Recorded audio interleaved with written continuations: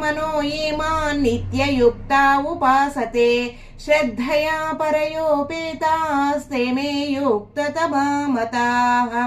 ये त्वक्षरमनिर्देश्यम् अव्यक्तं पर्युपासते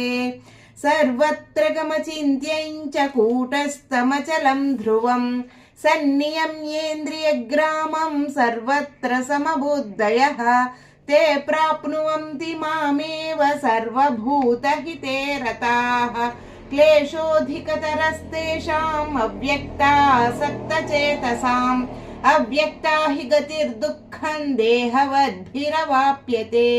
ये तु सर्वाणि कर्माणि मयि सन्न्यस्य मत्पराः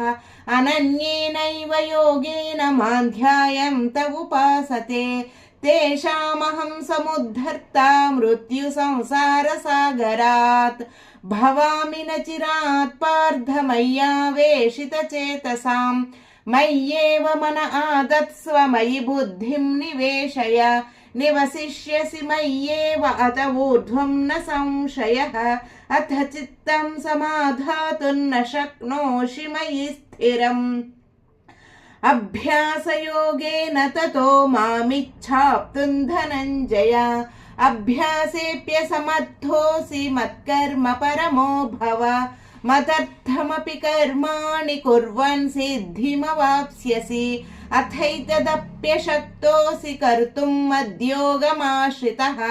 सर्वकर्मफलत्यागं ततः कुरु यतात्मवान् श्रेयो हि ज्ञानमभ्यासात् ज्ञानात् ध्यानं विशिष्यते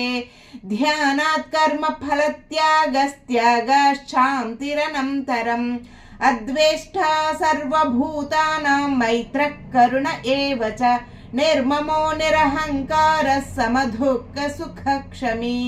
सन्तुष्टः सततं योगी यतात्मा दृढनिश्चयः मयर्पितमनो बुद्धिर्यो मद्भक्तः स मे प्रियः